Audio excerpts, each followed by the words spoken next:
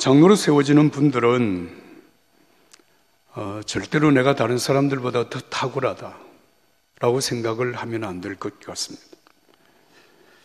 이 말은 이미 장로님으로 섬기시는 분들의 믿음과 삶을 평가절하하려고 하는 것이 아니라 제가 교회 목회를 하시는 목사님들을 뵈면서 느끼는 중요한 일입니다. 우리는 큰 교회, 많은 성도들이 있는 교회를 담임하시는 목사님들을 보면 당연히 그분들이 인격적으로 또 실력이 있고 더 많이 기도하고 더 많이 헌신하기 때문에 그렇게 큰 교회를 담임하신다고 하는 그런 생각을 하는 것은 우리가 당연히 그렇게 하는 것입니다. 그러나 여기에 한 가지 우리가 깊이 생각해야 될 부분이 있습니다. 그러면 교회 규모가 적으면 적을수록 인격적으로나 혹은 실력으로나 모든 일이 그만큼 되지 못하기 때문인가? 라고 하는 이 부분에 대하여서는 절대로 동의할 수가 없는 부분들이 있습니다. 최선을 다하고 정말 실력 있는 또 많은 기도를 한다고 해서 반드시 큰 교회, 많은 성도들을 섬기는 목회자가 되는 것만 아니다라고 하는 것입니다.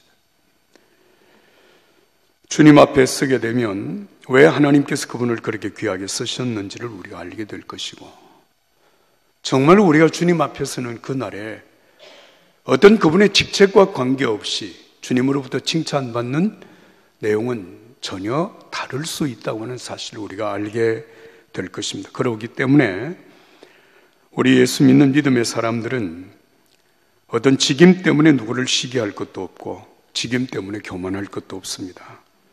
자신을 부인하고 겸손히 주님을 바라보며 내게 주어진 직임에 대하여서 십자가를 지고 순종하며 걸어가는 것이 우리 그리스도인들의 마땅한 삶이라고 믿습니다. 사도 바울은 자신을 사도로 세워주신 주님의 은혜에 대하여서 디모데전서 1장 14절 15절에 이렇게 기록을 했습니다. 우리 주의 은혜가 그리스도 예수 안에 있는 믿음과 사랑과 함께 넘치도록 풍성하였도다. 미쁘다 모든 사람이 받을 만한 이 말이요, 그리스도 예수께서 죄인을 구원하시려고 세상에 임하셨다 하였도다. 죄인 중에 내가 괴했습니다. 이 말씀 속에 사도로서 하나님의 부르심을 받은 사도 바울의 겸손이 있고 감사가 있고 그리고 믿음이 있습니다.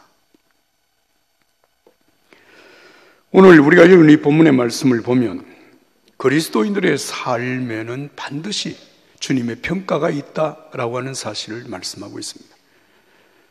1절 말씀을 우리가 함께 읽습니다. 1절을 다 같이 읽겠습니다. 하나님 앞과 살아있는 자와 죽은 자를 심판하실 그리스도 예수 앞에서 그가 나타나실 것과 그의 나라를 두고 엄히 명하노니, 여기 살아있는 자와 죽은 자를 심판하실 그리스도 예수 앞에서 주님이 나타나실 것을 두고 우리에게 명령한다. 이 말은 한마디로 말을 하면 모든 믿음의 사람들은 최후의 주님 앞에 서게 된다. 서게 되는 날 우리가 살아온 신앙과 삶에 대하여서 반드시 평가를 받게 된다라고 하는 것을 말씀하시는 것입니다. 여러분, 우리가 잘 알고 있는 마태복음 25장 14절 이하에는 달란트 비유를 통해서 우리에게 말씀하시는 주님의 말씀을 읽을 수가 있습니다. 한 주인이 먼 타국을 가면서 종들에게 5달란트, 2달란트, 1달란트를 맡기고 떠났다고 했습니다. 주인이 돌아와서 종들을 다 부르고 그 달란트로 어떻게 일을 했는지, 얼마를 남겼는지를 계산합니다. 결산을 합니다.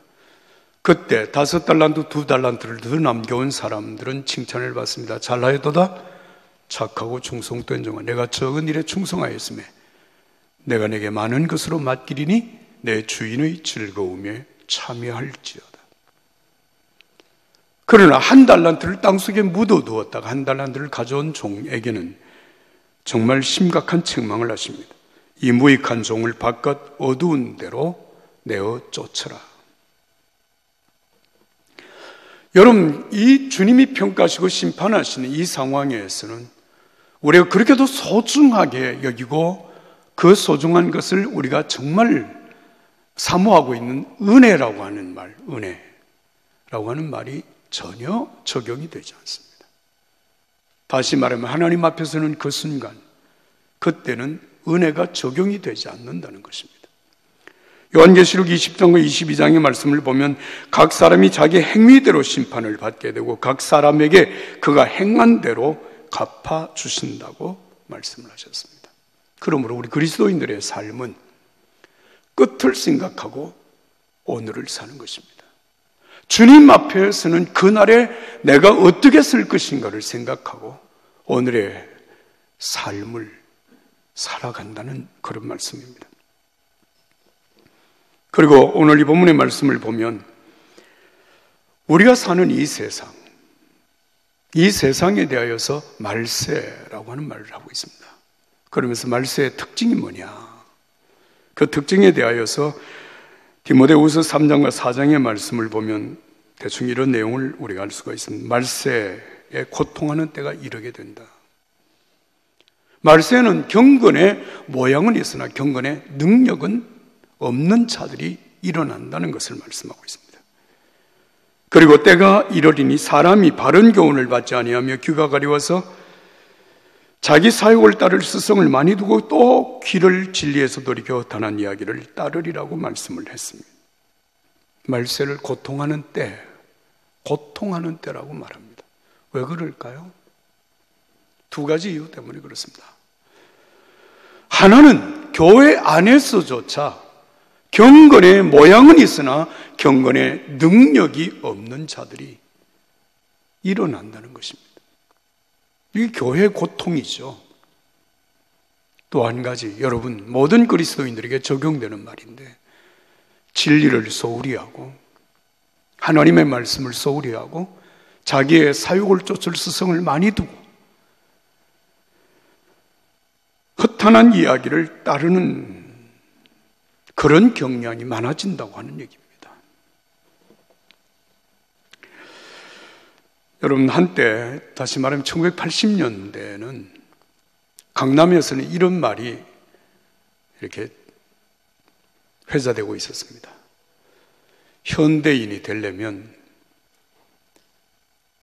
큰 교회를 나가야 되고 성경 공부를 해야 되고 또 자가용을 타고 다녀야 돼요. 요즘이야 뭐 자가용 안 타는 사람이 없지만 1980년대만 해도 그렇게 흔치 않는 일이었어요. 근데 여러분 오늘날은 어떻습니까? 교회 나간다고 그러면 아직도 교회 나가니? 이렇게 물어요.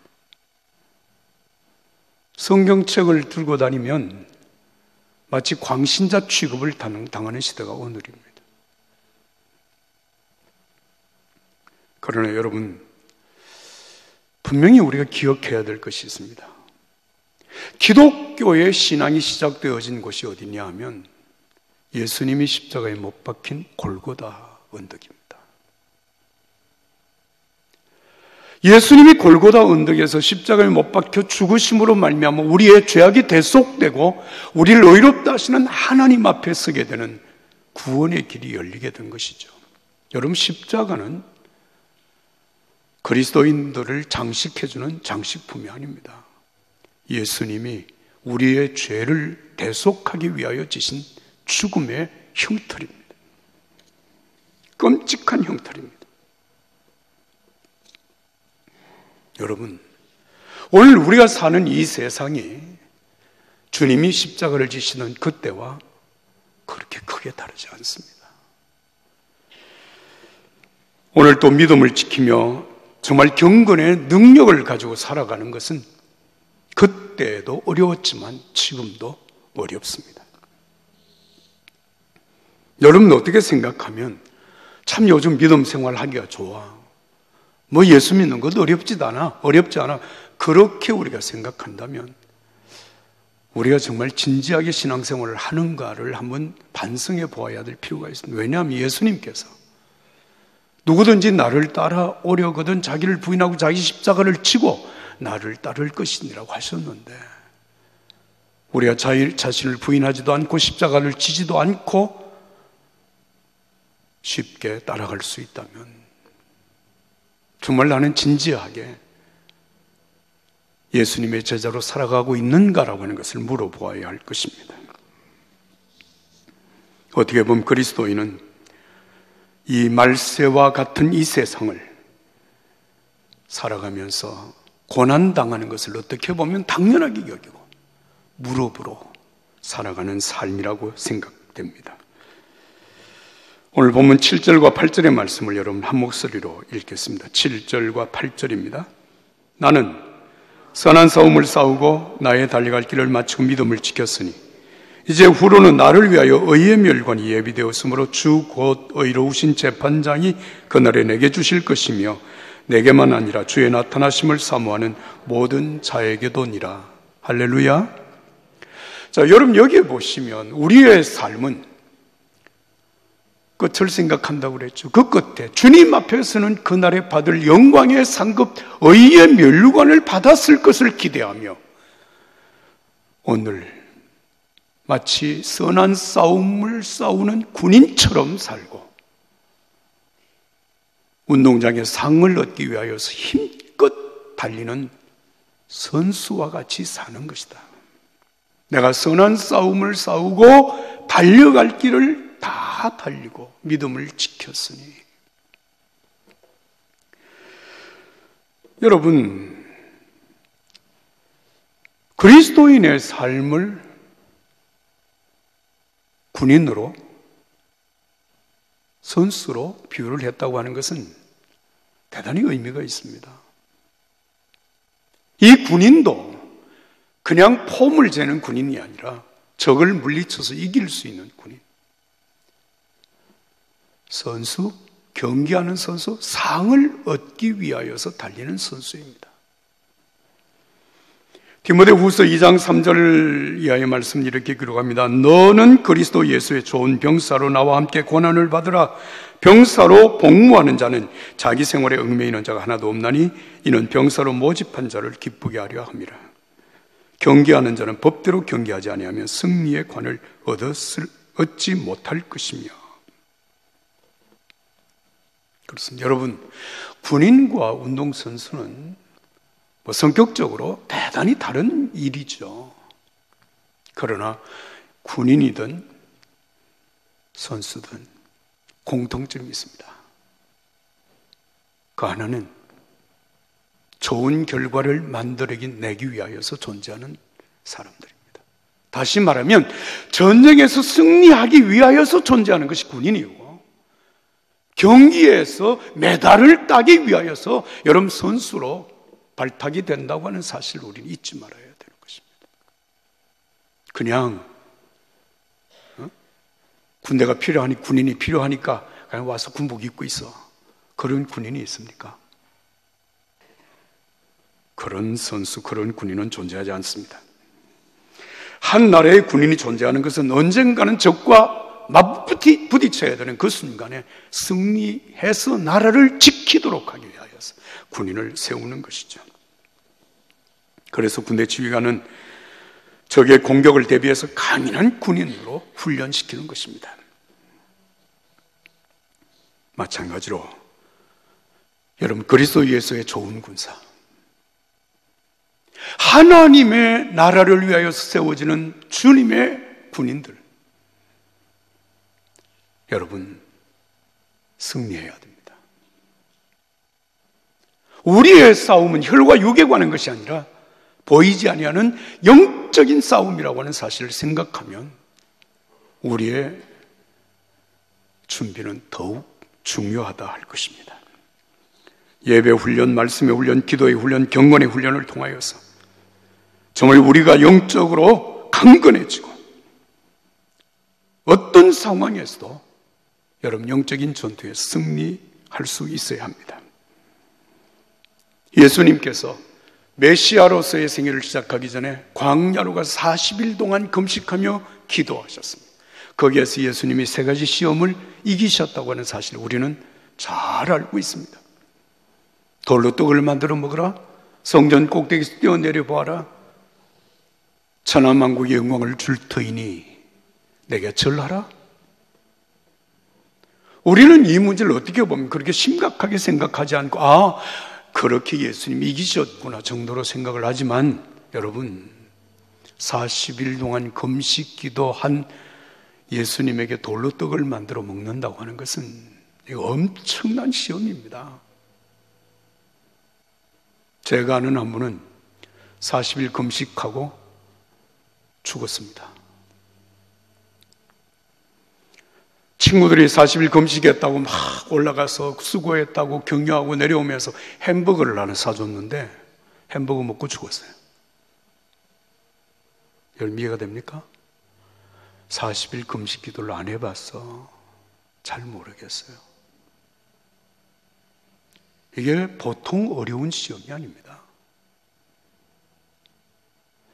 메시아로서 적어도 사람들의 지지를 받고 정말 사람들을 하나님께 이끌기 위하여서는 상당한 힘이 있어야 된다고 생각하는 그 상황에서 성전 꼭대기에서 뛰어내려서 사람들에게 박수갈채를 받고 천하만국의 영광을 가지고 힘있게 사역을 한다고 하는 것이 얼마나 여러분 그럴듯한 일 아니겠습니까? 예수님은 그 시험을 이기고 메시아로서 구원의 역사를 시작하셨습니다. 그래서 베드로 사도는 우리에게 이렇게 말을 합니다. 근신하라 깨어라 너희 대적 마귀가 우는 사자같이 두루다니며 삼킬 자를 찾으니 너희 믿음을 굳건하게 하며 그를 대적하라.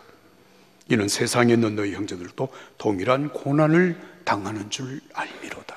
고난을 당한다는 것입니다. 그래서 여러분 이 고난이라고 하는 것은 바로 이기기 위하여서 여러분 메달을 얻기 위하여서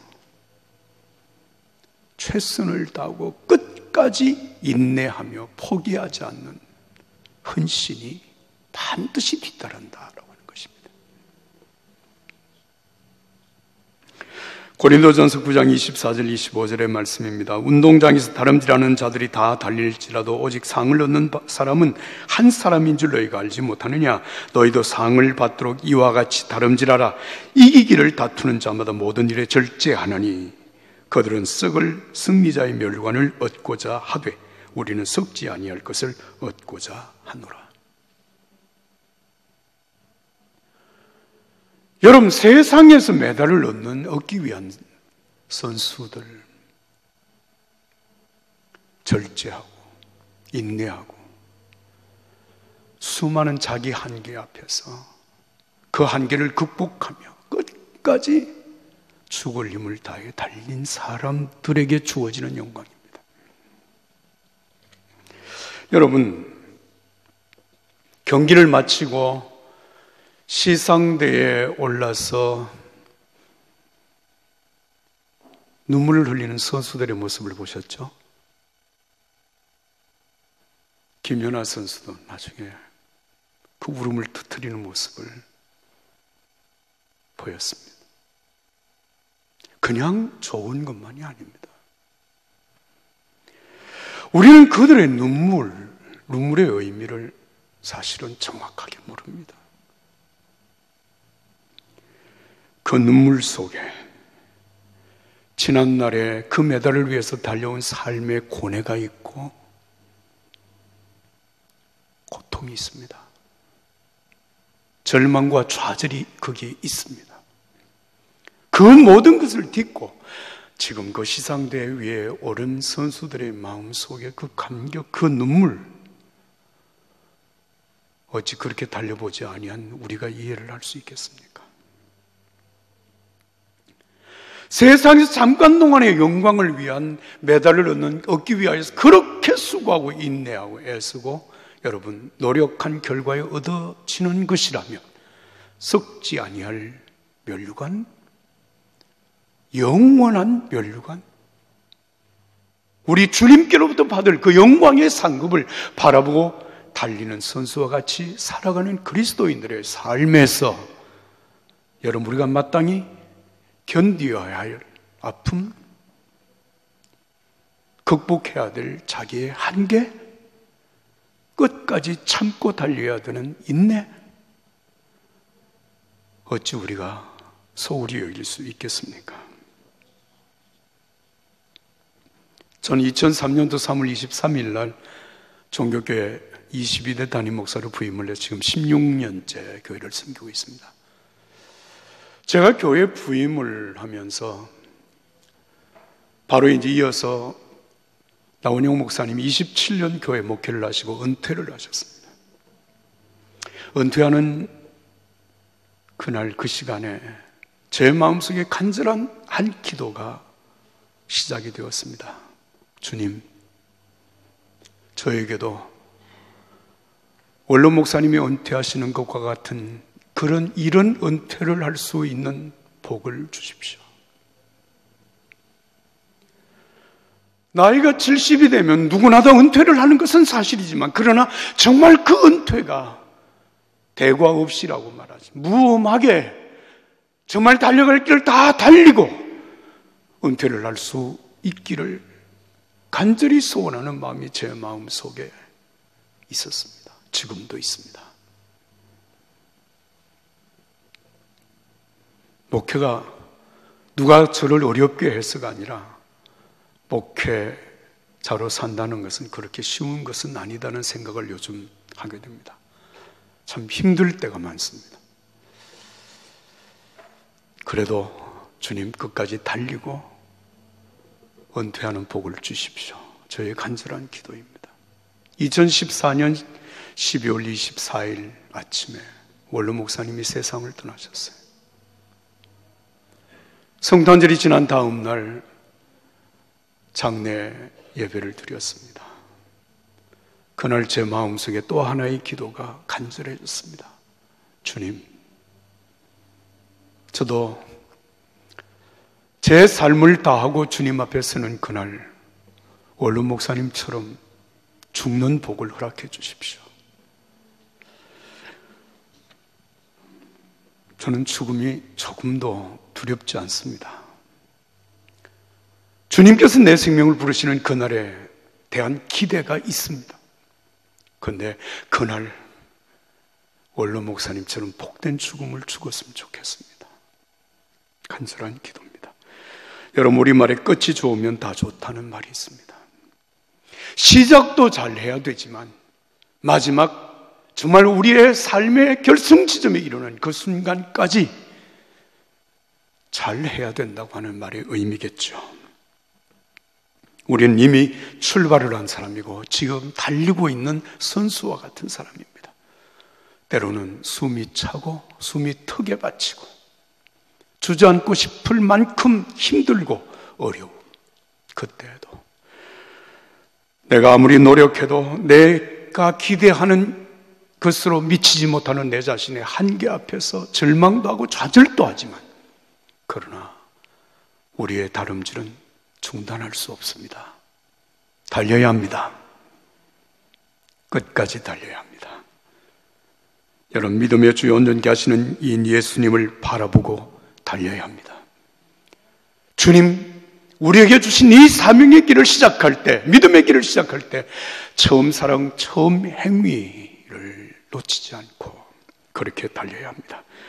주님 앞에 서는 그날에 우리가 들어야 될 한마디 말, 잘하여도다 착하고 충성된 영아, 내가 적은 일에 충성하였음에 내가 내게 많은 것으로 맡기리니 내 주인의 즐거움에 참여할지어다. 내가 선한 싸움을 싸우고 달려갈 길을 다 달리고 믿음을 지켰으니 이제 후로는 나를 위하여 의의 면류관이 예비되었으므로 주곧 의로우신 재판장이 그날에 내게 주실 것이니 내게만 아니라 주의 나타나심을 사모하는 모든 자에게도니라. 그날 그 영광의 자리에서 함께 설 수 있기를 주님의 이름으로 축복합니다.